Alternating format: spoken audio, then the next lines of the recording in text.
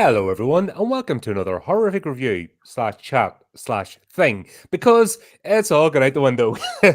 um, Calvin was meant to be joining Cameron now as a surprise, but unfortunately, life's happened to Cameron. I think he might be bound and gagged because Calvin doesn't like his opinions because they're always wrong anyway. But Calvin's here, Cameron's not. Well, we're going to review Beware the Boogeyman. We might encounter that, but Calvin, it's been a while since we've actually chatted, so fuck it. Let's just have a catch up and a laugh and see Yeah. where we're going. Because, yeah, we're just talking before we went live. You have been busy as hell, mate. Yeah, especially this summer has been really busy. I've worked on 3 features this summer, and not too long before that, we were shooting another film, in March, I believe. So, yeah, it's just been one after another, which, is good for the bank account, I suppose, but, not the best for your mental health, I suppose. No, but also more importantly, it wasn't just with 7th Street. So obviously that's your ship, you're the captain, but Right. you've actually unit production and camera work.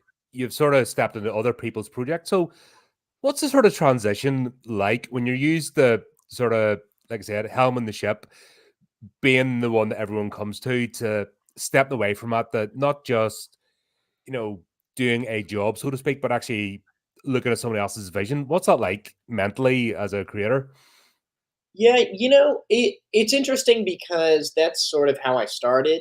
I started as an actor when I was 16. I'm so used to working on other productions, actually, and I transitioned from being an actor to making some of my own films. But other than going to film school, I mean, really the way that you learn how to make a movie is at first volunteering and then getting hired on other productions and working, kind of whatever job you can get. I've worked in the Portland commercial scene for a while too, so I have quite a bit of experiences. A camera operator, assistant camera, second assistant director, roles sort of like that on different productions and kind of industrial films and commercials here in the Northwest. So it's sort of a position that I feel a lot less pressure in. Not to say that there's none, but I have more experience. I feel like actually working on other productions, being given a singular job and and just doing that job. So yeah, the film this summer, which was the Death of Snow White, which is a obviously a horror uh, Snow White film Hmm. that's gonna come out There's right a around. lot of those going about lately. It seems to Yeah, be in the yeah. zeitgeist.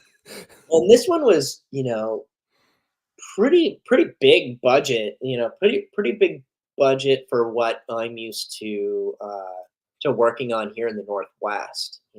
I don't know if I'm supposed to say, but it's pretty close to $1 million.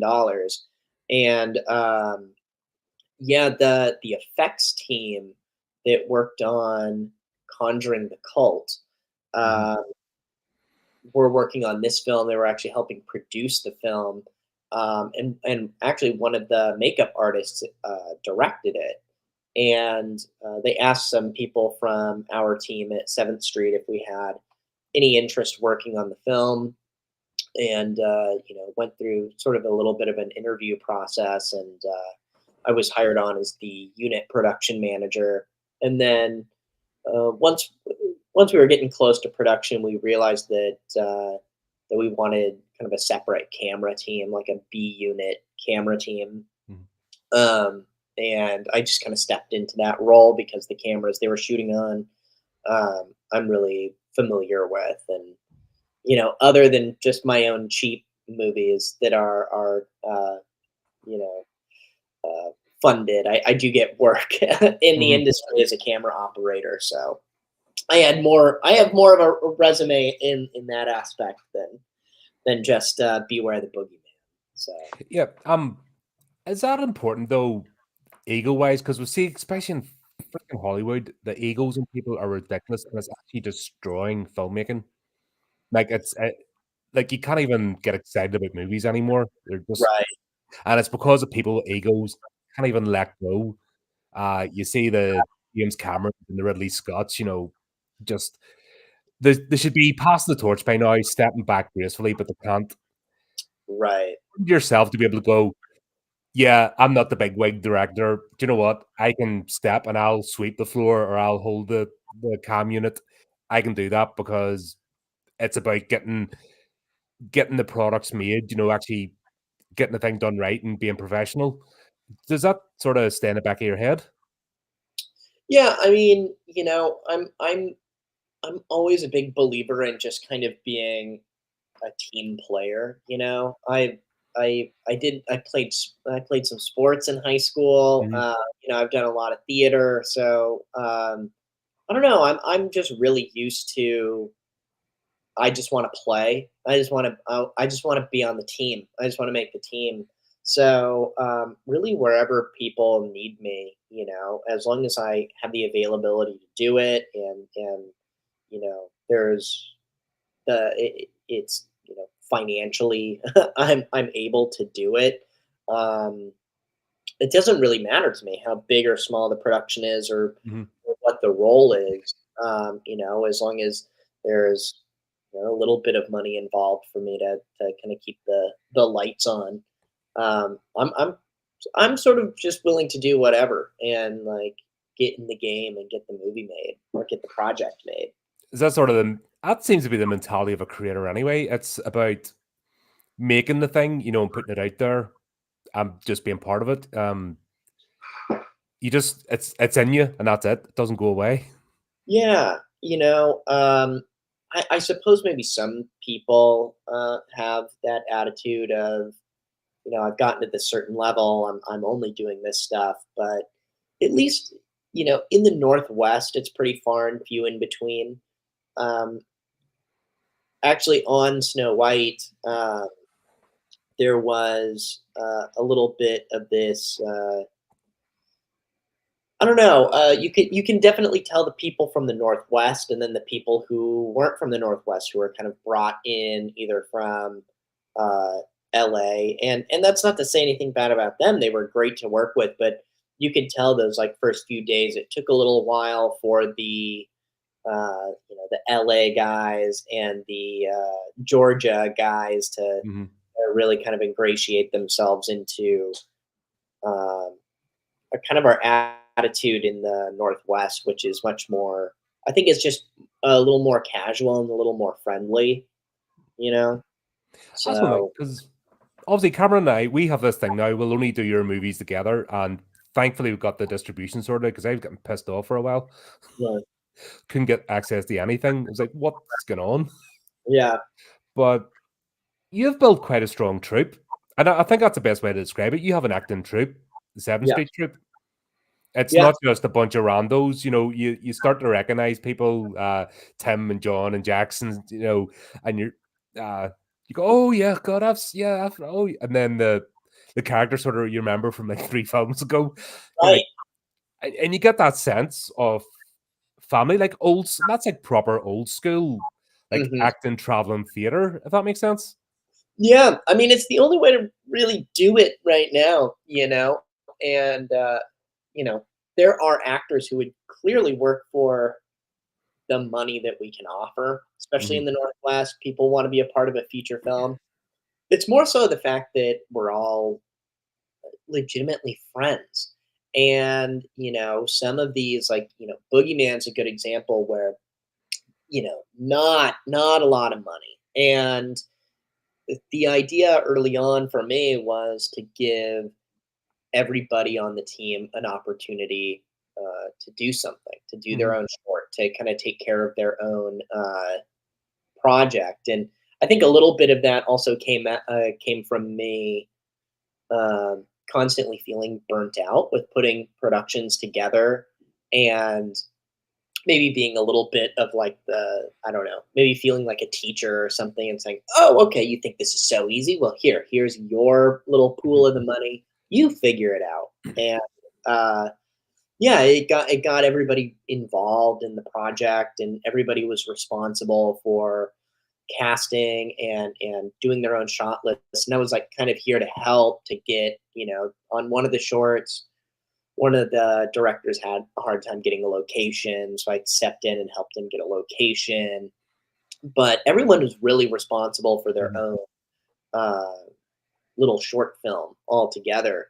Uh, so you know, Oh, when so I didn't pick up on that. So you basically had a different director because it's very similar to Amicus film Asylum, and that's where I see the inspiration. that's total. Actually, our pitch deck for it Hmm. is, yeah, it's our similar films were Asylum, Creep Show, and the Amicus Tales from the Crypt. Yep. You can tell that I was binge watching a lot of Amicus anthologies and thought, man, we should try to do this, but do it as the Boogeyman. Yeah, because there's quite a few of them have not aged well.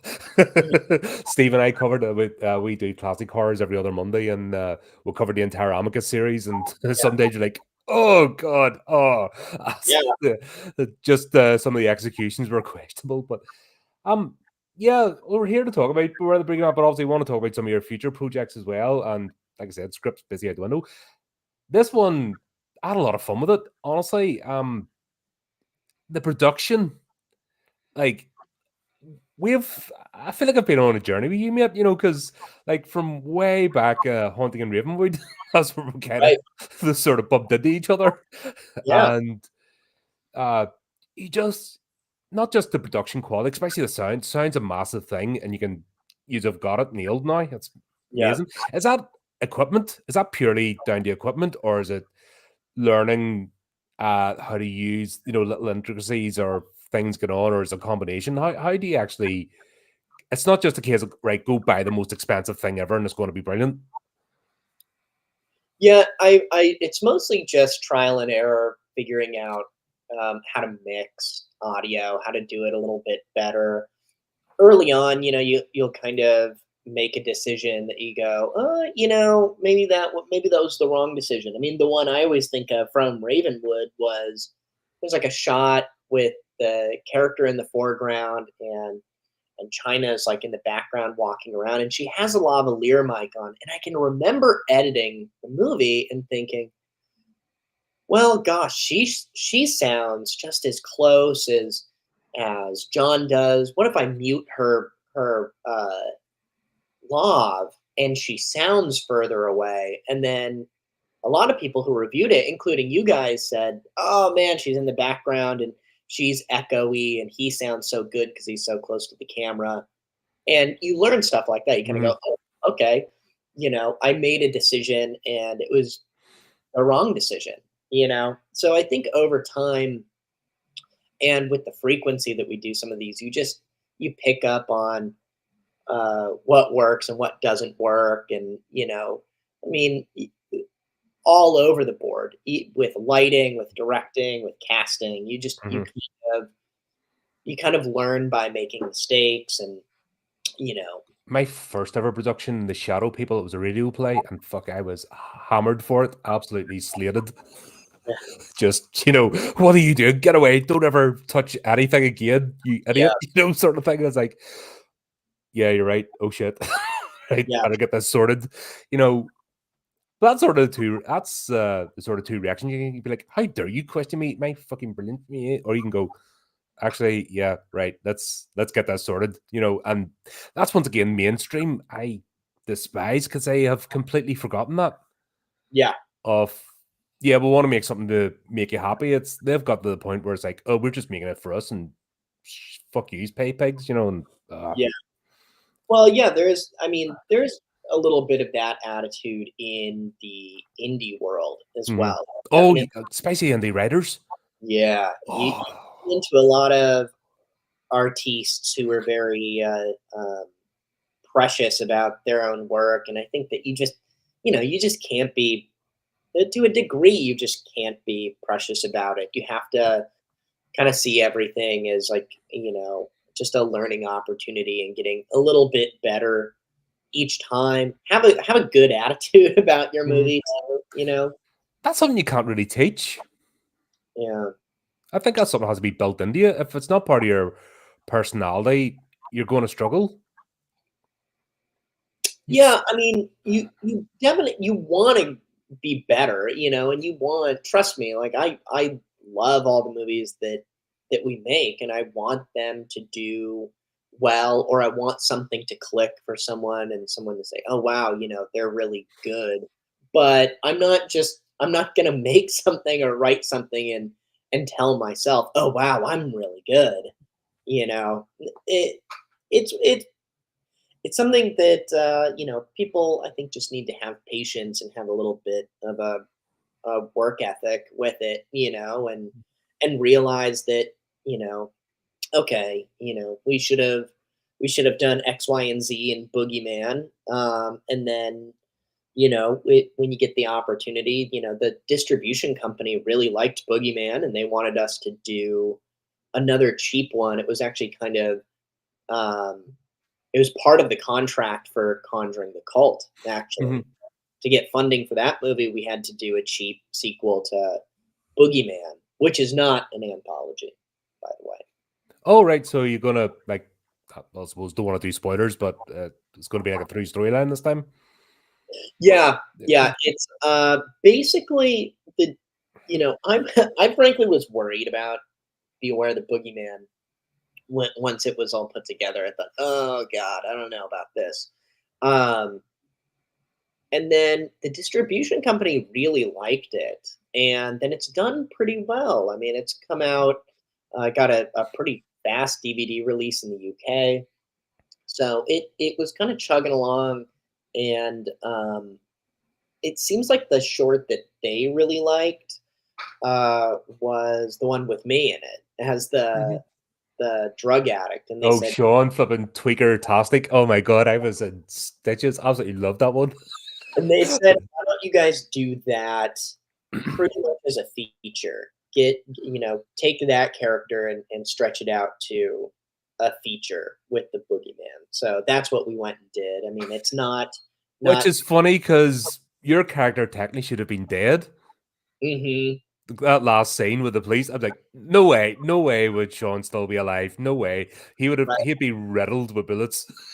Yeah, That was so funny.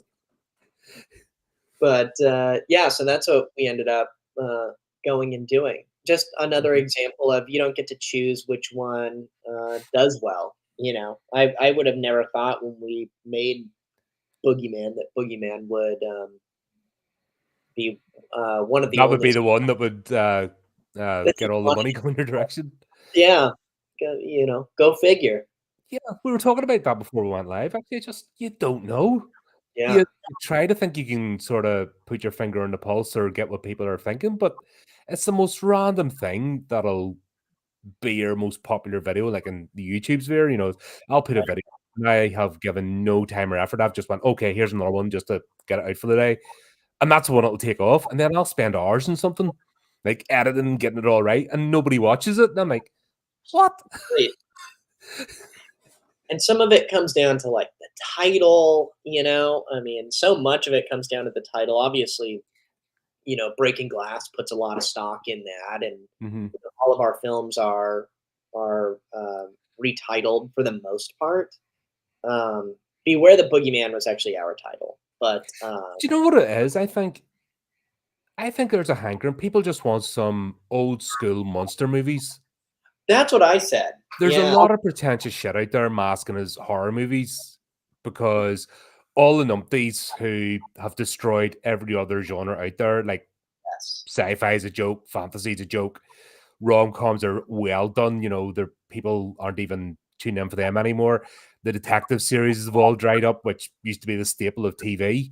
Like Right. all that stuff's kind of died to death. And you've got these people are like, where to go next? Oh, there's horror fans, they're dumb, they'll like any sort of shit. Not Yeah. understanding the genre whatsoever. That yeah, there's a lot of cheesy stuff out there, but we kind of look behind the old 80s stuff. Yeah, Yeah. it's cheesy and hammy, but there was a certain love and uh, a feeling behind it, and you got that when you watched the movie that people wanted you to have a good time. But you've got these people coming on now, and they're soulless, and they're Yeah. trying to make this pretentious crap, and it's all appearing in the horror sphere now. Which, luckily enough, horror's so large that it's only a blip. You know, maybe we'll barely notice it. But they don't get what the genre's all about. You do. You understand that sense of fun and having a laugh, and even covering some serious stuff. It's still that, you know, Right. it's a safe release, a catharsis of just uh, feeling in danger for a moment or dealing with something uncomfortable, but then being able to let it go and get on with your life. These people don't get it, and then they've tried to flood the market and they've failed. So there's Right. this hankering now of, can we just have our monster movies back, please? Can we just have just a regular slasher without trying to preach to us, please? Is that okay? Yeah. Yeah. No, I mean, that's absolutely what I said. That you don't see a lot of monster movies anymore, and I think that sometimes people just want to see a monster movie. I mean, I grew up, in the late '90s and the early 2000s with the Sci-Fi Channel doing their Saturday marathons where it had a theme. Mhm. One Yeah, Saturday, just they bung up about 4 or 5 movies in a row, and that was shark, killer shark movies, and yeah, that stuff is great. I mean, it's an odd thing that horror fans, we want to see a monster eat somebody, and that's why at least in my boogeyman shorts, I had the boogeyman actually eating somebody. that was Kias One. God, that was hilarious. Because he could have just stepped away anytime, and he's just like, okay, I'll politely lean Yeah, over and let you munch away. I was like, but then again, if you look at films like The Stuff, that's an absolute classic. right, Um, she had like half an hour to walk away from him before he transformed. The way they did the right, camera shots, right. so we got it. It was the limitation of time and stuff, and there's only so much you can do with the camera because if you move too quickly, as you know, the shot just goes the rat shit. Yeah, What you might think's real movement doesn't work, right. because Yeah, I've seen the odd movie have tried to do that, and it really looks terrible. And right. you know what they've tried to do, and it's. I think Yeah, there is a. I think with horror fans there is an understanding of that though. I think we understand cinema more than most folks, and it might be a bit of a strange brag to make, but I think you sort of have to. It's the only way you can enjoy the genre. You have to understand what's behind it. yeah, definitely. And I think that these movies, a lot of them are about having fun, and you don't go to certain horror movies for realism, or like you were saying, it's like I don't really go there to get preached at or hear uh you know have some big revelation, have some big social experience. Sometimes it's just about watching the stuff devour people. Yeah. And you kind of you just forgive some of that stuff. Like, I was kind of saying that about Pillow Party Massacre Mhm. has kind of been seen quite a few times now, and there was a podcast that did it, and I went on there and I was talking to them, and it's like, yeah, people will kind of say, "Oh, is that really how like women are?" And I'm like, why are you watching Pillow Party Massacre if you want to know how women act? Do you know Like, what got me with that movie? And you did what's it here too. How long's one case of beer going to last? oh right, yeah, It's yeah, like, what the fuck? Hold on, that's there's 5 people there. You've got one case of beer. That's all we. Yeah, really? You're surprised you have to go to the shop 5 minutes later? Hmm. right, yeah. And see, that's another one, right, where it's like, yeah, we get the point. They're drinking. It's not a study on alcoholism. It's not a case study on how young women behave. It's Yeah. a slasher movie, and then I think you get there. You're right. There is a level of pretentiousness that is started to seep into the horror world, and you'll get a little bit of this even from the same people. You'll get this pulling in both directions, where in one hand they really want it to be like an '80s goofy slasher, and they'll complain about that, and then at the same time they'll say, "Hey, that's not really how women talk and behave," and you just go, it's Pillow Party Massacre." Yeah, Go watch the Joy Luck Club then. You know, it's an exaggeration, but what we do is like you go through the plot, you pick holes, but at the same time, you're right, having a good time. Like if you see any movies we absolutely hate, you'll just hear me just ranting and calling everybody everything. right. That's just the entire review. You bastards! What the hell did you put that on the screen for? You know. So when I go off on one, that's it. But picking apart the silliness of the plot's part of the fun Oh yeah, because you know it's unrealistic. You know, oh god, that would never happen. Who, after watching 100 years of horror movies, goes into the basement on their own when they think there's a killer around? You right. Yeah, don't do it. But they have to do it, or else the plot doesn't progress. So you're sort of go, oh, here we go again, ha ha ha. right. Yeah. And I think this is, I think where some people pick up wrong about criticism and not general banter. Right. Well, I say all the time that, our movies are basically designed for it at this point, at this level with the budgets that we get. It's basically designed for, 16 to 21-year-old boys to smoke pot and drink beer. I don't know if I'm not supposed to say that on YouTube, but Here, I've said worse. yeah, yeah. Like, I've given up trying to yeah, play YouTube's game. I just don't care because the bots will come after you if they come after you, and you. right. Yeah, they come after you, and it's like, I live in the Pacific Northwest. Everything's legal here, man. Mhm. So, yeah, I mean, that's like what these movies are designed to do. You're supposed to kind of like watch them with friends and make, kind of poke fun at them. And, I think that real horror fans have that experience more often than not, where, friends will get together and watch, you know, nobody's getting together and watching Hereditary and Oh smoking god, pot and no. drinking and talking about it. You're watching like Shark Exorcist, you're like just finding some shit and going, "Oh, this looks fun. Let's crack some beer and You have a friggin' laugh, not take life seriously because you need the that's the release, right. escapism. How many times have you seen Citizen Kane and how many times have you seen Return of the Living Dead? I guarantee you've seen Return of the Living Dead Yep. more times Trash than is always etched into my heart. yeah, yeah. It's way more fun, you know? And When I was in film school, I used to make that argument all the time that, mhm. I think it's wrong that, Citizen Kane and, Battleship Potemkin are considered these classics, you know? No one ever sees them. About the 30. Yeah, try the pushing 50 demographic as well. I still watch them, right? I think that's something that transcends actual generations. Is Yes. fun and movies and escapism. I think we all get it. We can all have a laugh if we've got the right attitude.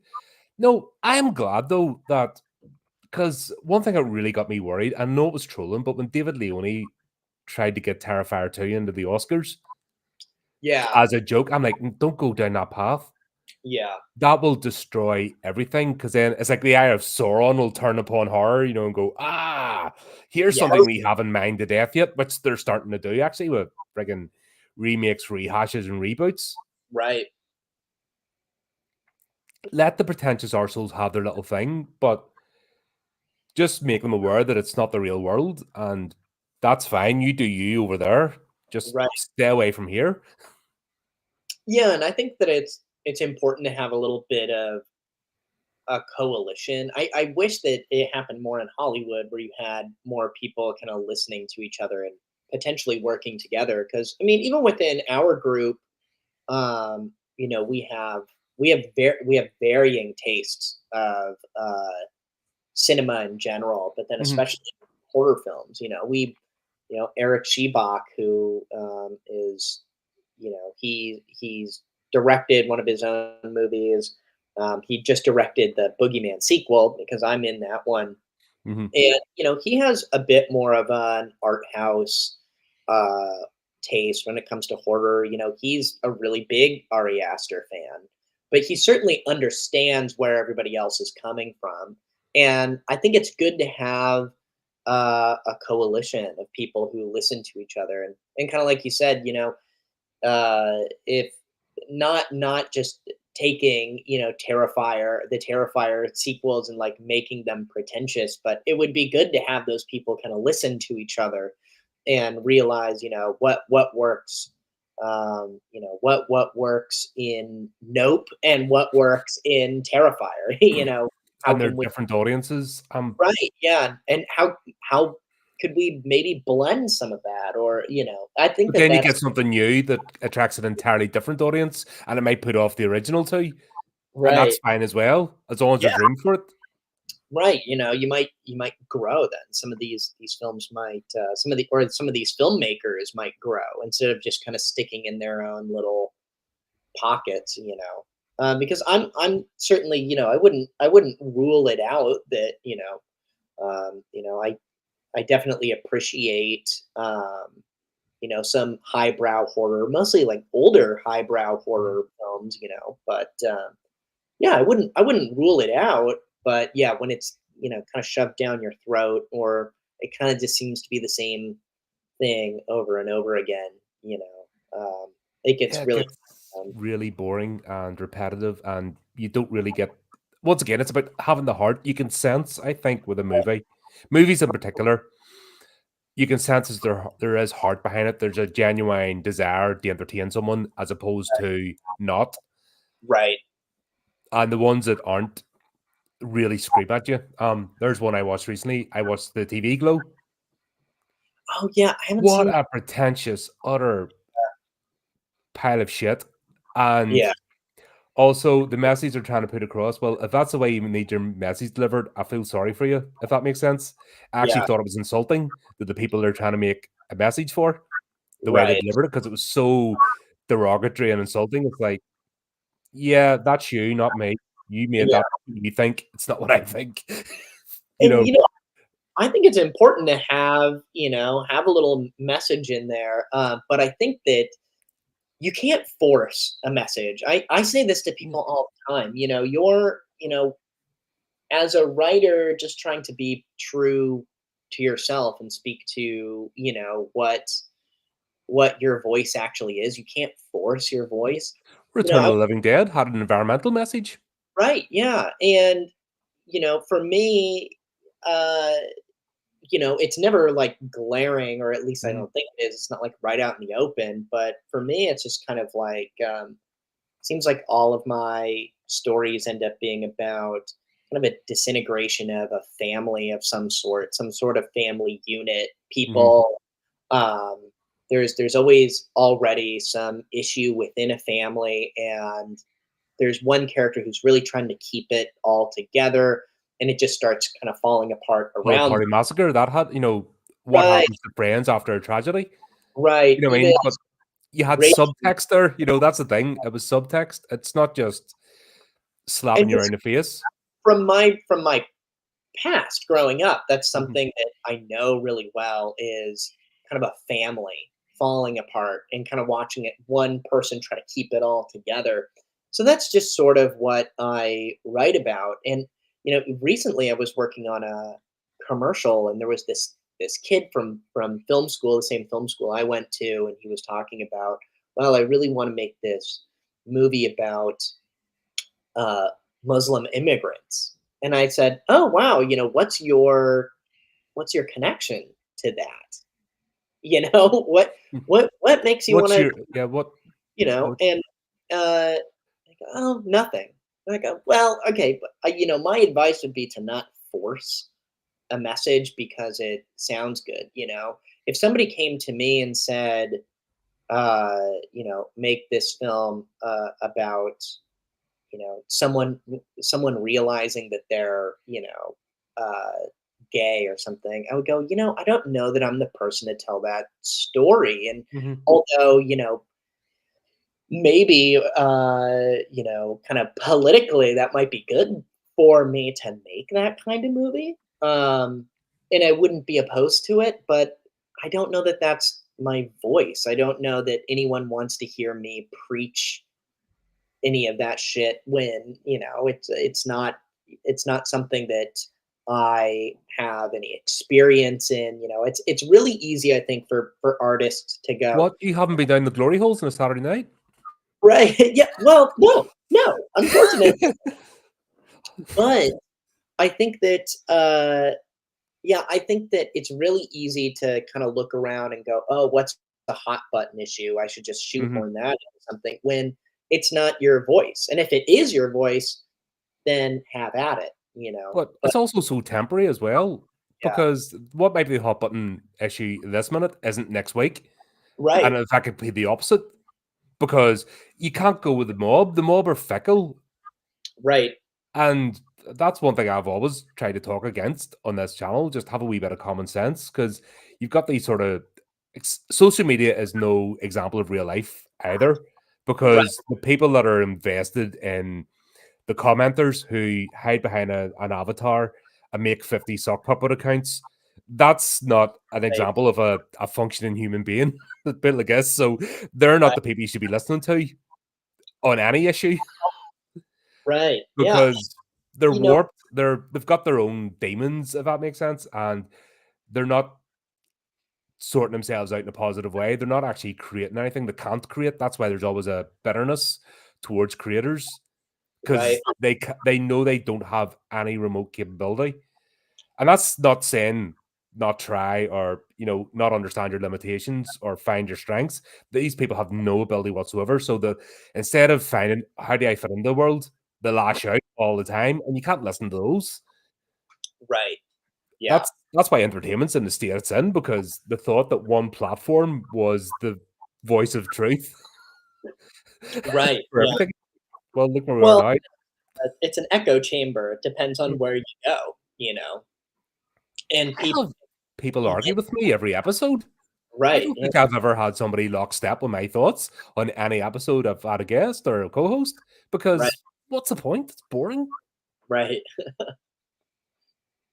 Right, yeah, and yeah, I think it's just important to find your own particular voice. Like, what's important to you, not what's important to, whatever kind of, because we all, no matter what, if you're on social media, you're in some sort of an echo chamber, no matter where you are, Mhm. no matter what group you're in. So, I mean, not appeasing them, but thinking of, yourself, and maybe, that there are people who think that whatever whatever you're trying to work out, someone else will find Yeah. important.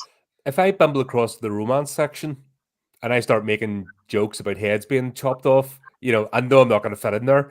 Right, That's, yeah, so I'm no, not going to comment on romance movies because it's not my zeitgeist. So right, I'm not going to slag people off for creating romance movies. Just an extreme example. That's fine, and people that enjoy that have every right to. right, yeah. I'm not a big I'm not the biggest comedy fan. I just don't really know what, you know is Yeah, funny. comedy's really hit and miss with me. Yeah, and I wouldn't rule it out. Mm. I like a good comedy. I clearly like movies to be funny, or I like some of my movies to have funny elements to them, and I like acting in comedies, but, yeah, I mean, to me, the funniest piece of media is The Sopranos. I find that show laugh out loud, hilariously funny, and it's not a comedy, it's a drama, so, Yeah, I've never been a big TV person. I think I've talked about this a lot. I'm one of the earliest, 2000s that unplugged. If that makes sense, because there's that much crap out there that right. I've just burnt out with it. So I went straight to collecting DVD box sets. So Yeah, if maybe same. a TV show came out, I would wait and then get the DVD box set, and I was happy, because then I didn't have to watch ads. I didn't have to Right, be subscribed to a network and have 20 other shows I'm not interested in. right.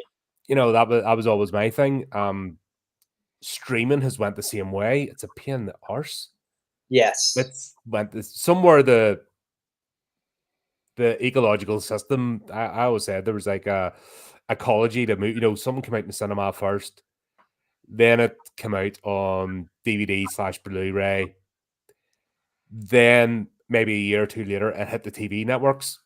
Streaming is kind of smashed in there from the side, Yeah. and that whole ecosystem below the cinema, even into the cinema, because they release things at the same time. They've completely destroyed their business model, and Right. they don't know what to do about it. Yeah, which I mean, it's kind of fun. I mean, at least as a content creator, there's a new way in, Mhm. with something, and it's a little bit of the Wild West, you know. You have the ability to get seen by the same amount of people as, a big budget film now. If the promotion is there and such. So Well, that was the thing with Beware the Boogeyman. I kept seeing that pop up, even not just your posts, but I mean from other places. I'm like, holy crap! Well done, man. This is really taken off.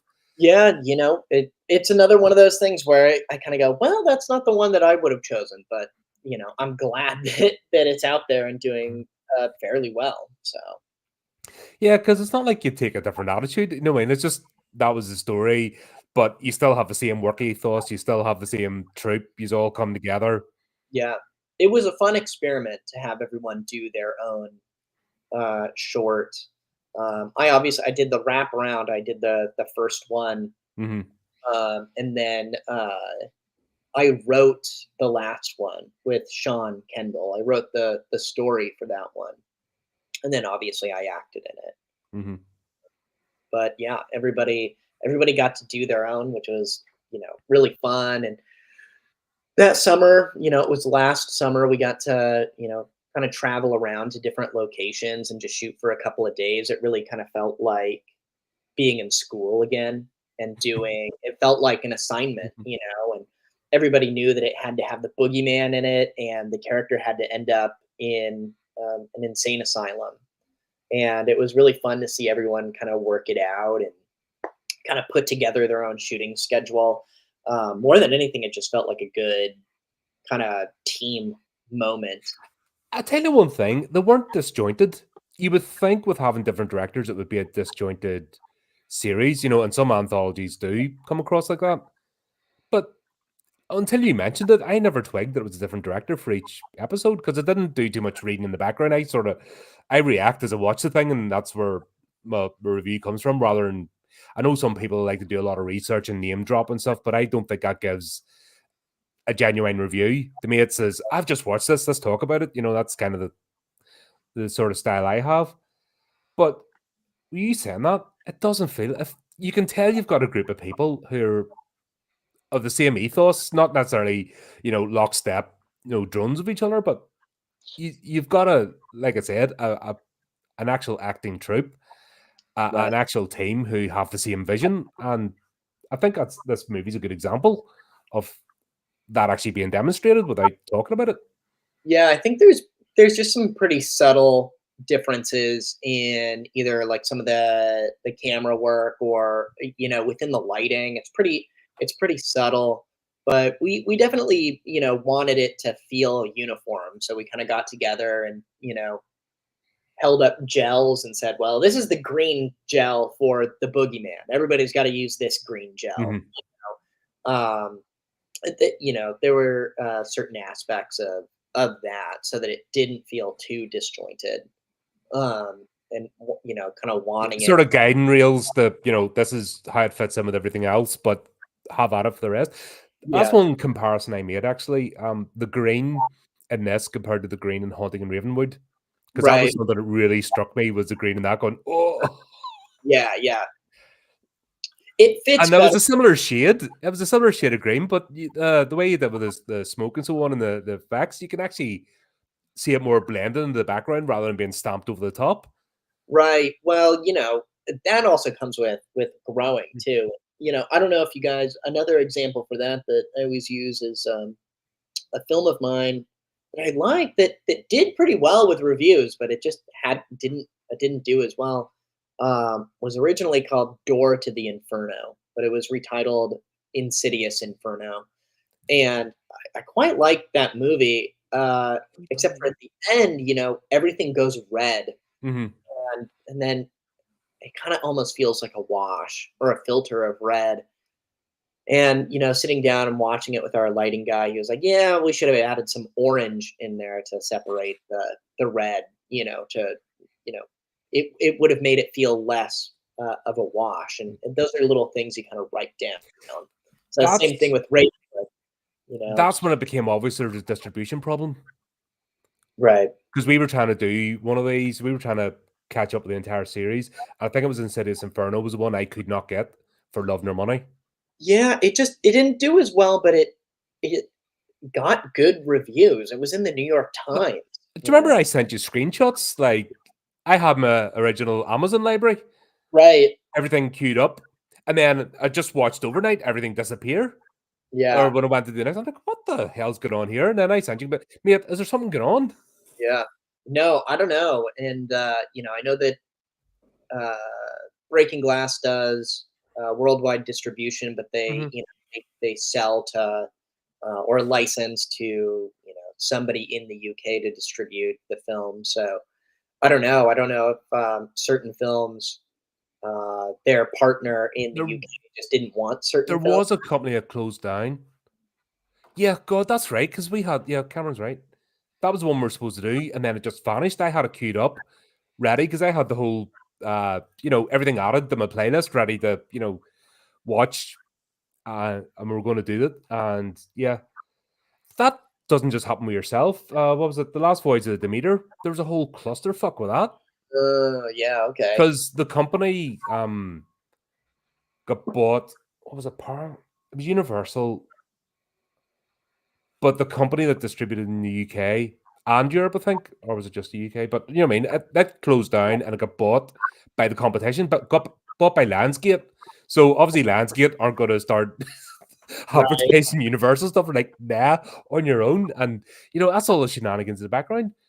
But do people realize that? That's always something I think is important to bring to light. The shenanigans that goes on in the background. It's not just about creativity that can scupper a movie, but all the stuff in the offices, and the meeting rooms, and everyone wanting their fingers in the pie can destroy a movie before it even gets a chance.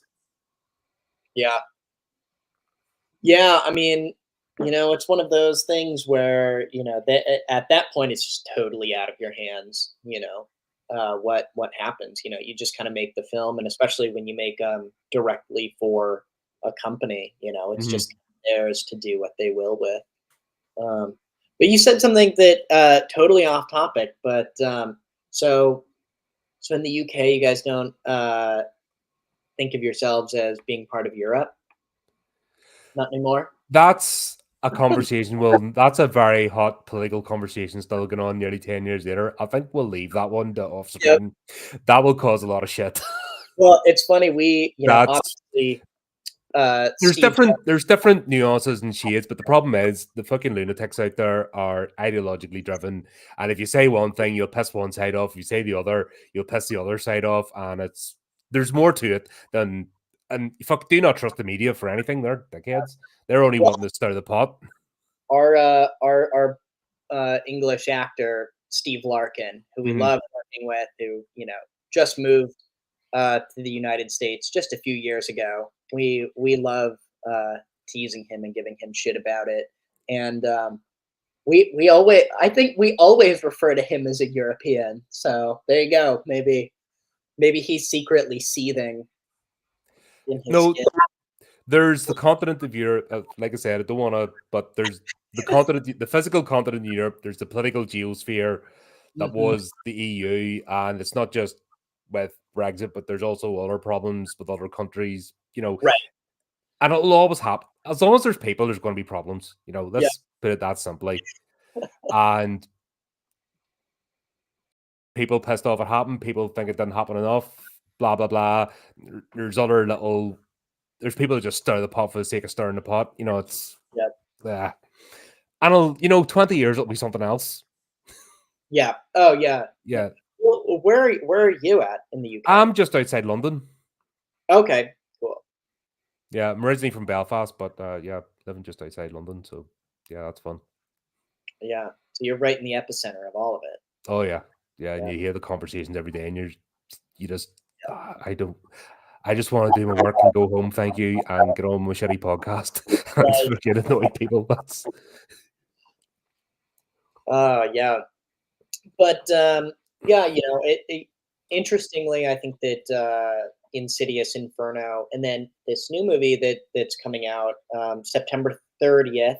Uh, Mhm. can pre-order it. I definitely need these movies to do well. So So, maybe Conjuring the Cult is a sequel to Conjuring the Beyond, which we it's did not. cover. Is it It's not? it's not. Alright, well, glad you're here to correct me. Yeah. So even Is it Conjuring the Beyond had a different title.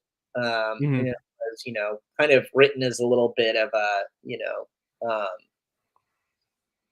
yeah, that movie was just about sleep paralysis, Yeah, really. and experiments and, Yeah, gnarly and stuff. a mad scientist Mhm. movie. And, it got titled Conjuring the Beyond and did really well. And then I had written this script called Death Cult, and wanted to get it made, and it was, Conjuring the Beyond just keeps being resold. I mean, it's very obviously the the movie that we've done that's achieved the most kind of viral success. Mhm.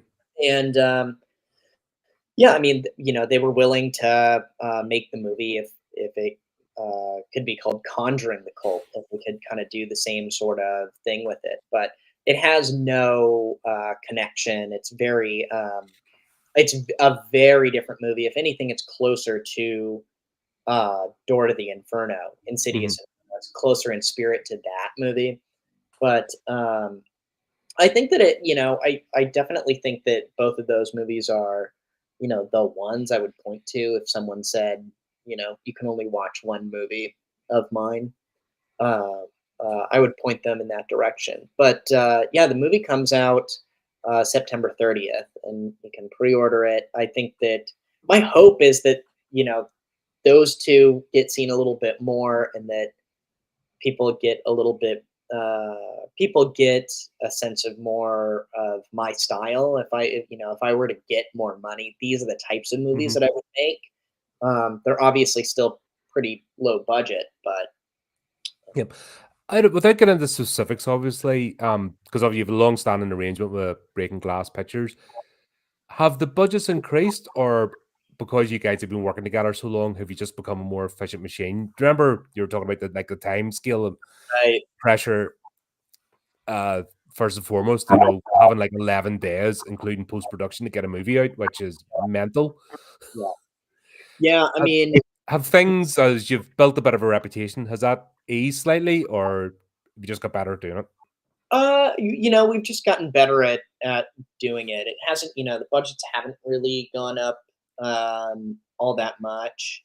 Obviously we're always, looking for, other uh, we're looking for other investors, like additional investors to kind of come in Mhm, and help us out. And, the goal is to obviously take that next step. But no, I mean, since Pillow Party, the budgets have kind of um, plateaued, and I think that we just get better at figuring out how to stretch that money. And like you said, seeing a lot of those repeat actors, part of that is because they kind of know what to expect, and we know kind of what we can pay them, mhm, and they're understanding, and they know that there will be more projects down the road. So if you kind of come to them and say, I only have this amount of money that I can give you, they'll kind of go, well, all right, I'm going to take it, because when the next movie rolls around, they might come back, but because they might have the same issue. that's why I'm liking it the equivalent of an old school theater traveling troupe. Yeah.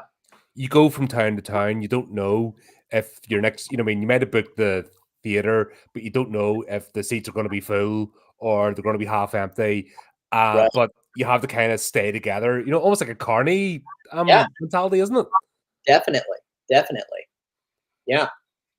And you kinda join your troop, and it's like supporting your sports team, you're kind of in there, and like I said, that is what I see a lot of the times on screen. I get that impression, and I've seen people be more comfortable with each other as well, as in, like, from the beginning.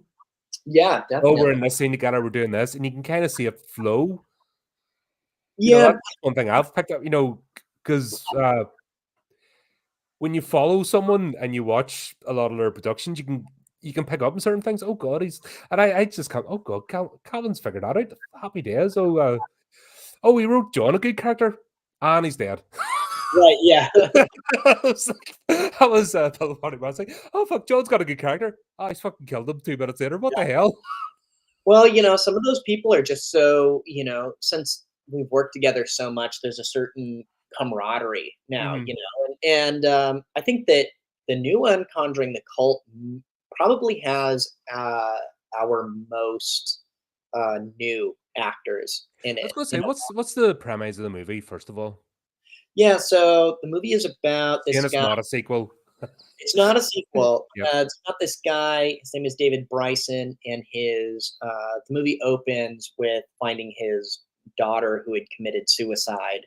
So now he's kind of a part of this grief counseling group, and he's he's has this obsession with his dead daughter. He finds, not giving too much away, but he finds um, her old diary. He finds these weird photographs that have, been all warped, and you can't really see. He can see that she's like with these people, and he's contacting some of her friends to really try and get some closure with her suicide and figure out why, try to figure out maybe why she did it. He Mhm. has this weird, unhealthy obsession with it, and slowly he starts to realize that some of these people and these photographs that he can't he like slowly is starting to make them out, and figure out that she had this whole group of friends that he doesn't know about, and kind of slowly you start realizing that maybe this odd grief counseling group that he's a part of may have something to do with it. That there's, it eventually kind of crescendos into this kind of cosmic horror, kind of H.P. Lovecraft I thing, was which, just thinking it sounds exactly like a Cthulhu adventure that yeah, we and play on a Tuesday. that's what Insidious Inferno is. Mhm. I think that it, like, if I was to get $1 million tomorrow, I would be making a very like Lovecraftian, 70s Italian Lucio Fulci kind of movie. That's like my bread and butter. Those are the movies that I Mhm. love the most. I love that shit. I love these kind of nonsensical nightmare, this like nightmare logic. I love, sorry to keep going, but one of my favorite That's what things. you're here for, mate. For frick's sake, don't say sorry to keep going. It says we have to talk. I love stories, movies where, and both of these films are the same way, where it starts kind of typical, and you kind of go, oh, okay, it's a haunted house movie, and then There's Cameron screaming eventually, himself. right? Yes, please. Someone, it doesn't even have to be $1 million. Just give me a little bit. Give me 70 grand. But it starts off normal, right? Kind of haunted house, and you go, okay, I know what this is. This is familiar. And then by the end of the movie, you realize that the real conflict that's going on here is so above uh like the human understanding, that the problem just keeps increasing and increasing, and you realize that you know the characters are in way over their head, that it's not just a normal haunting or a normal issue. It goes, it's It's cosmic. world dating type where And the humans no chance of. I love that shit. Mhm. I love that shit. So that's what Conjuring the Cult is. That's also what Insidious Inferno is. But Insidious Inferno was plagued by some issues. We changed um, special effects Mhm. companies that we work with. If you notice, through, and I don't want to That's talk. one I'm going to have to look up again and see if I can get it now if the distribution's been sorted out because Yeah. Like I said, that was the movie where like we were steaming along rightly, catching up with everything, and then that was the movie. It was like, oh shit, I can't see it. And I'm not going to parrot. I'm not Yeah. going to friggin' screw over a mate. It's basically. I'm also excited for people to see Conjuring the Cult and then these next movies going forward because it's a new effects company that we work with. Mhm. And not to say anything bad about the company we were working with prior, but I think we were kind of the experiment for them. Mhm. They since we had very low budgets, they were kind of um, doing effects that they wanted to do and test out. And I think that in some of the movies, you can really tell there's some CG stuff, obviously. Ugh. Pillow Park Massacre, there's a lot Oh, of, yeah, you had digital blood. That should be illegal in horror yeah, movies. You should be in yes. jail right now, honestly, And for I, allowing that. right. And that was the company that we were working with. And after Insidious Inferno, we decided to part ways with them. And we have a new company that we work with, Real Fiction Studios, that do well. They do all of like the Friday the 13th fan films and Mhm. stuff. They just do great practical effects, and Conjuring the Cult, I think, will be. I think that it has practical effects in it that are impressive. I mean, you know they're probably too good for what we're doing, to be honest. I mean, some of it is just amazing. So Here's I've actually had two questions to mind because you've just brought me up. But see, we're talking about the effects. Is there any way to bring back? Here was the thing I remember about like 80s and 90s and even early 2000s. Horror movies had this unique thing where it was the special effects teams were almost there to see the special effects teams as much as the actors in the movie. And do you remember the features, the DVD features and the Blu-ray features? Would always be the special effects team, talking about, oh yeah, we've got this new mix of blood, we've got this, we're gonna try that out, and we hope you really like it. Unfortunately, with streaming, that's kind of went by the wayside. Is there a way to bring it back via the likes of YouTube, for example, those special features yeah, I to get mean, horror fans excited about a production where the special effects team effectively what they used to do was just geek out about, right. without giving away the plot, but there's these special features like, oh yeah, and we've done this and we've done that. We're really excited to see how it turns out. And that got you as much as excited, if not more, for a movie coming out Yeah, than the A-list actor, which, I don't care about actors. You probably right, would not. It's a character, I want to say. The actor's kind of, yeah, secondary. right. Yeah, I mean, I think that just finding a good special effects company and following them, I think that yeah, a lot of that stuff you're going to get. Uh, I like Digital Jail, yeah, but yeah, I think that following them on social media, you'll see a lot of that stuff. Real Fiction Studios, they did all the special effects for the death of Snow White, which I will Mhm. say, they also produced it and are directing it. The top guy, Jason Brooks at Real Fiction Studios, and he said the whole time he's like, "This is a special effects movie," and the special effects in the movie, especially for the death of Snow White, because they had so much money relative to what we do, are wild, are insane. Uh, a lot of heads being crushed, and I mean, they are amazing effects artists. You should follow them on Instagram and Mhm. Facebook if you just want to see some cool shit. But even for our little production, you know, a little bit of a spoiler, but at one point, um, a human bursts through another human's chest, and it like Alien, but a full sized naked woman crawls out of a person's chest. And I when I wrote it and I gave it to them, I said, I realize that there might not be a way to do this. This is just what I would like to do. We could either do it in editing. And I met with their main team, and they go, "Oh no, no, I think I know how to do that." It's like, Mhm. really? Really, you guys can? They're like, yeah, it's super easy. We'll just like cast someone's chest, and yeah, and then we'll kind of storyboard it, which we did. And they said, yeah, we'll figure out how to do this. And yeah, at a point in the movie, a full sized human crawls out of another human's chest, like Nightmare on Elm Street 2 is like Mhm.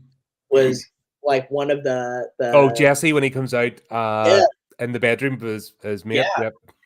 And it's not quite that, you know, it's not a full-sized person, but it Mhm. is a full torso, and sort of same effect. It's That's funny enough. insane.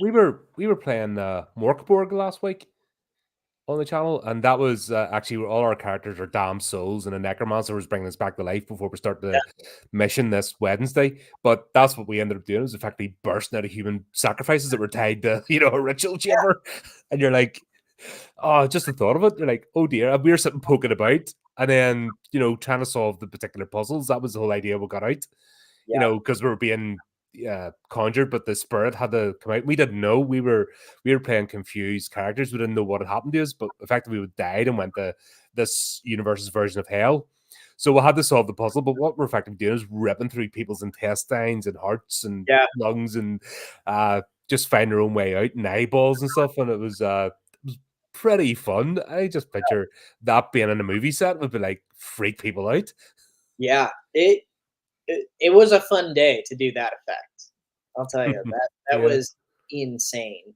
So, I mean, they're really good, you know, and they really kinda have leveled us up. That's why I'm also really eager, even though I'm incredibly tired at the moment after this summer.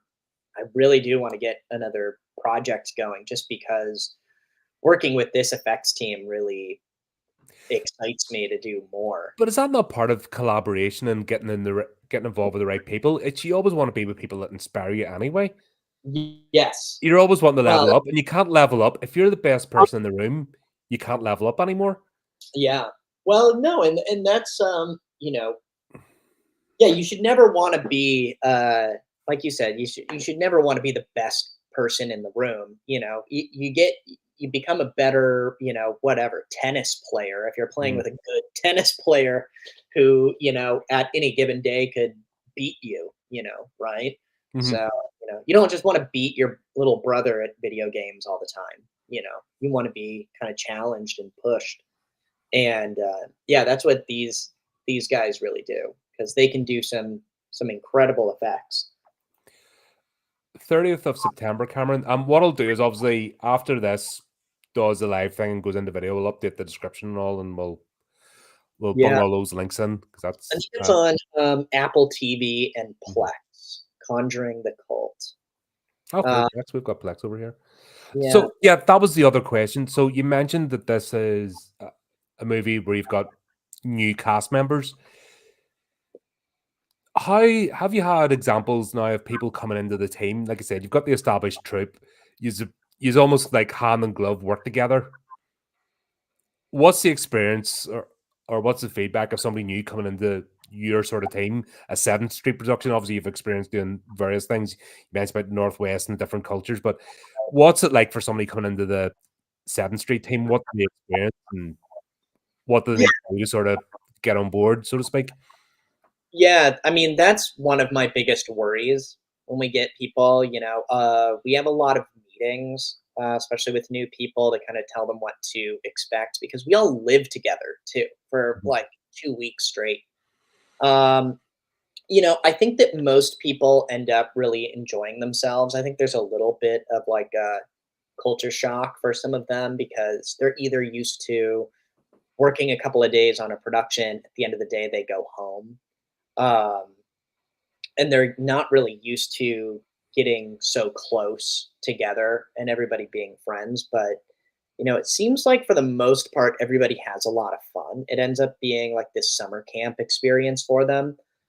But yeah, luckily, I mean, we haven't had any, negative feedback, but you can definitely tell that there's a culture shock for some of the new people that kinda come in and, you know, we're already so well established and friends, you know, that, we all know what to expect. mhm. But some of these new people, you can tell there's like, "Oh god, where am I?" You know, "Where am I sleeping? I'm staying here." What you know?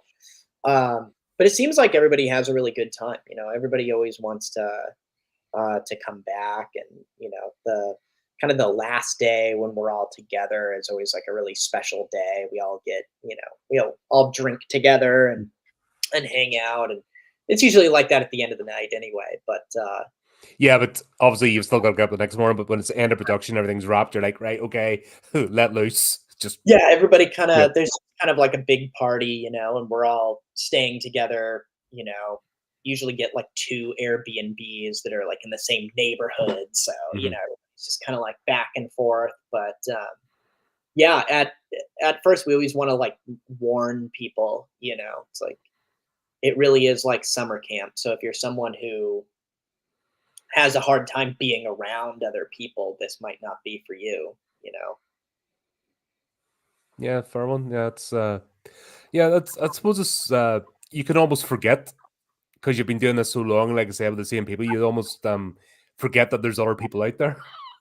Yeah, And then all of a yeah. sudden you have this new shaped cog that you're trying to fit in the machine. It's like, what the hell?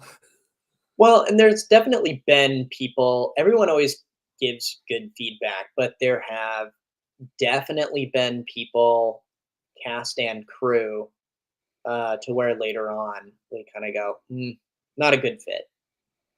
And Just that's once again, that right. doesn't necessarily mean it's right or wrong. And that's no, that's I think that's important. It's like nothing against them, but I think that more productions, especially indie productions, should do that.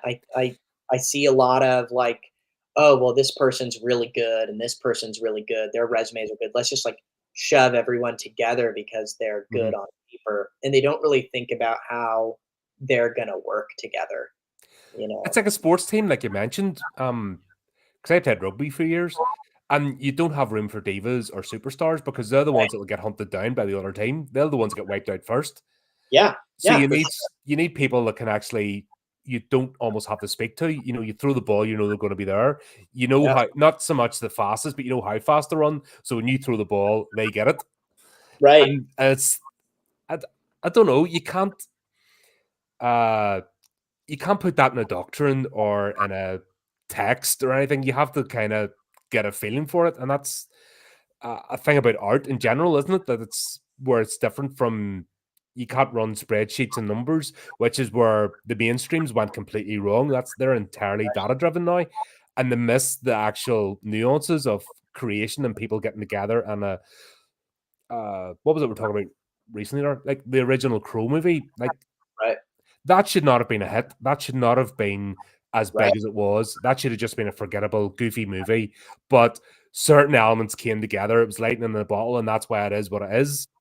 Right. But when they crunched the numbers and tried to do the remake, they got everything Right. not even just wrong, but anti what the original was. That it was offensive. Like the movie was actually offensive to be in existence. And yeah, that's do you think it's a social media thing as well? Everyone goes by the likes and shares and stuff, or you're in this team or that team, and the combative nature of it. They forget about nuance and that Yeah. people don't have to be 100% in the bubble to get along. That's it's something that by living life you figure out. You can't Yeah. you can't put it into a spread. And I work with spreadsheets. You know what I mean? It's my career for years, Right. so I understand it. But you can't live life like that. Right. Yeah, I mean, you can put a roster together and on paper it looks like it should be a winner, but movies or games aren't played on the sheet of paper. Mhm. And you just never know how these people are going to gel together. And yeah, 9 times out of 10 I would rather take somebody who has less of a resume that just works well with us, because Mhm. we can all kind of grow together, or they understand what we're doing, and they're going to have a better attitude about wanting to do the best job that they can, rather than someone who is maybe really good at their job, but they might come in and just not care about it. Yeah. So Or they mightn't last 5 days on set because of the nature of the way you work. right. But it's a necessity. You can't go home every day when you've got 11 days to make a bloody movie. You gotta be there, present for the whole time, or else it doesn't get done. Yeah. And that's, once again, if you're expecting to go back to your trailer at the end of the night. Yeah. It's not going to work. There's one Right. from Chris. I'll pop up as the last question so we don't keep it too long. But he's just asking if you get any actor to guest star in one of your movies, Oh, is yeah. that a thing, or is it because of Well, the nature of what you do? Not really. I mean, we try to get like some kind of name people every now and again. I mean, in Boogeyman and in Conjuring the Cult, we got Alyssa Dowling, who's Mhm. been in The Girl on the Third Floor and We Are Still Here. Um, she's in that His Name Was Jason documentary. Mhm. Uh, she has a little bit of a name to her, so we picked her up. But gosh, Oh God, who anybody did you have in Haunting in Ravenhood? uh, Um, Eileen Dietz Yes, Eileen Dates. That's right. from The The Exorcist. Exorcist. Yeah, because you had a little Pazuzu in the background as well. Just a little. You didn't telegraph big neon sign, but you had a little her sitting in the Yeah, therapist's office and a little Pazuzu just in the back as a little nudge, nudge, wink, we wink. just brought that with her. I think she just like goes around the world with a Pazuzu statue, and I thought, oh, that's fun. Let's just put it there. Yeah, she just Remember this? yeah, um, yeah, she just showed up with that. It was great. But gosh, it's hard to pick one. I do really, really want to work with Tony Todd. I love Tony Just Todd. have Tony come in, do exposition for 3 minutes. That's it. Your Yeah, movie's sold. Tony Todd's in it. Okay, I'm there. I think that Tony Todd would be a lot of fun. I'm a big fan of uh, Kelly Maroney. Mhm. I love Night of the Comet. I love that movie a lot. I don't know why, but I love that movie. Have since I was a kid. So working with her would be great. There are a couple that I always think of. I think a bigger name actor. Um, I also really enjoy Mekhi Phifer, Mhm. actually, as an actor. Obviously from the Dawn of the Dead remake, but I will admit I was a pretty big fan of the medical drama ER. I was a big ER fan, so I like Mhm. Mekhi Phifer quite a bit. Yeah, I heard a lot. Just never, not even Yeah, remotely in my wheelhouse. Just yeah, not because it's not hard. Just I don't do TV show. It's very rare I'll watch a TV show. yeah. Have you seen the remake of Dawn of the Dead? The Zack Snyder one. Yeah.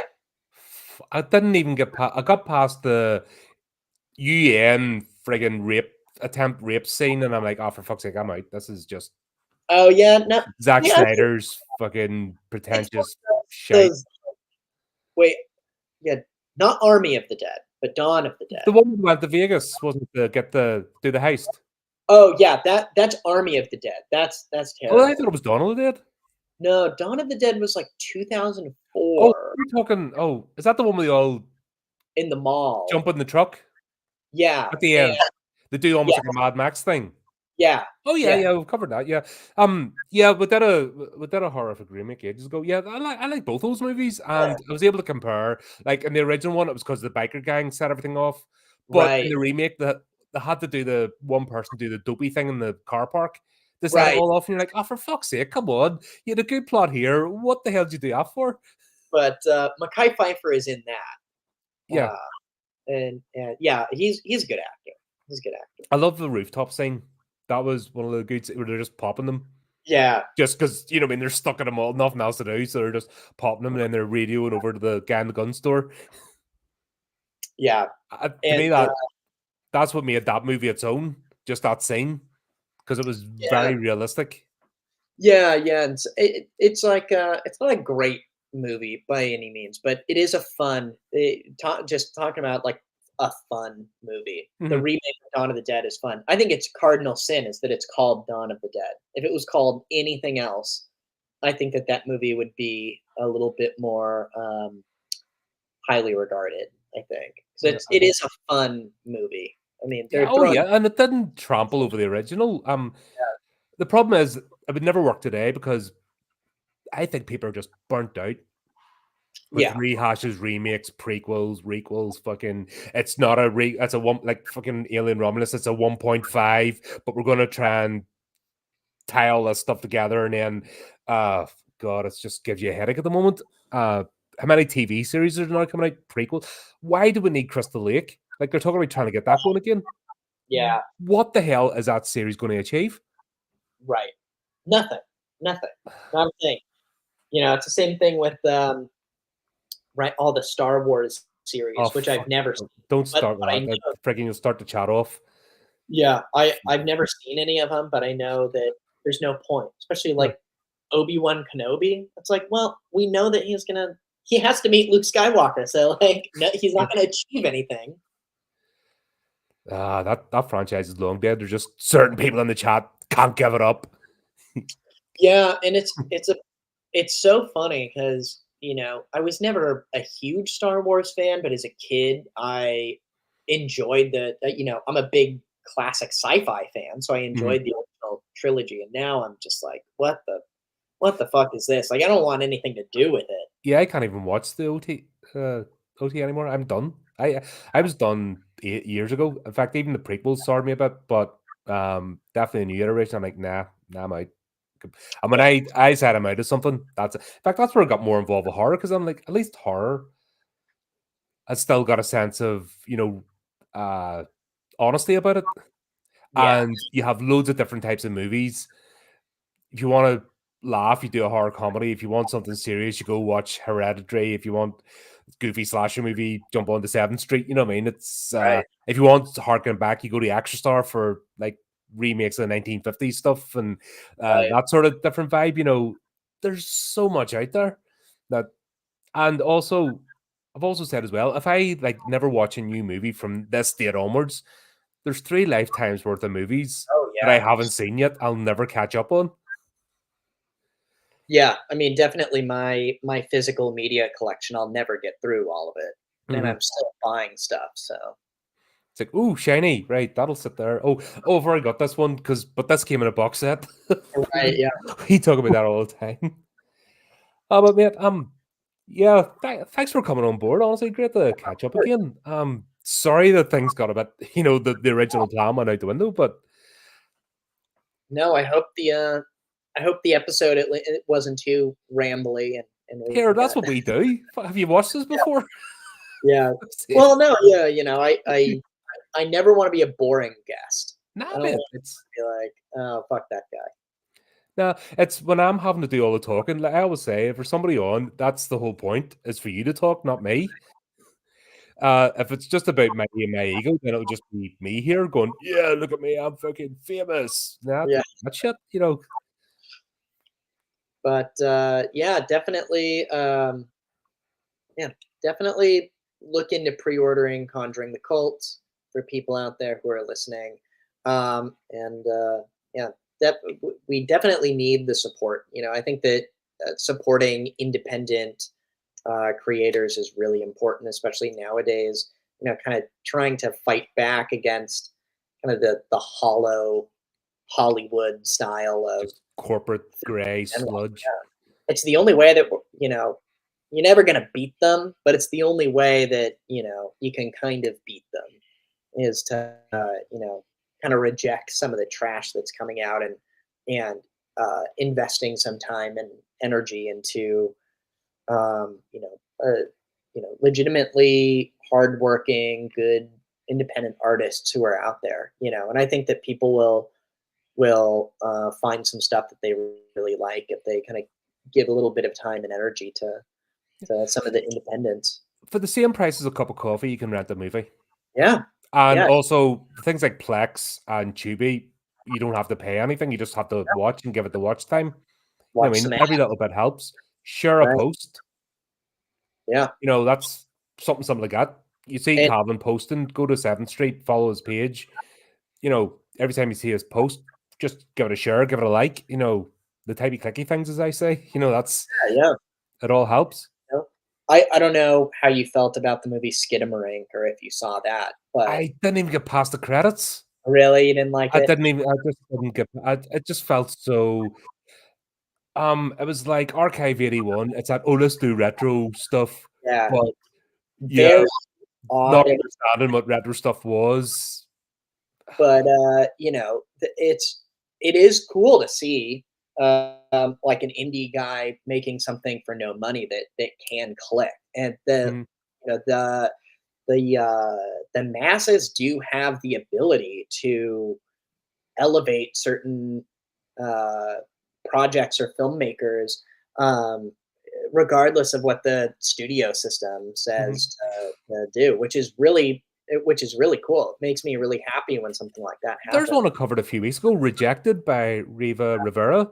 Right? It's a 15-minute short, Yeah. no budget, you know what I mean?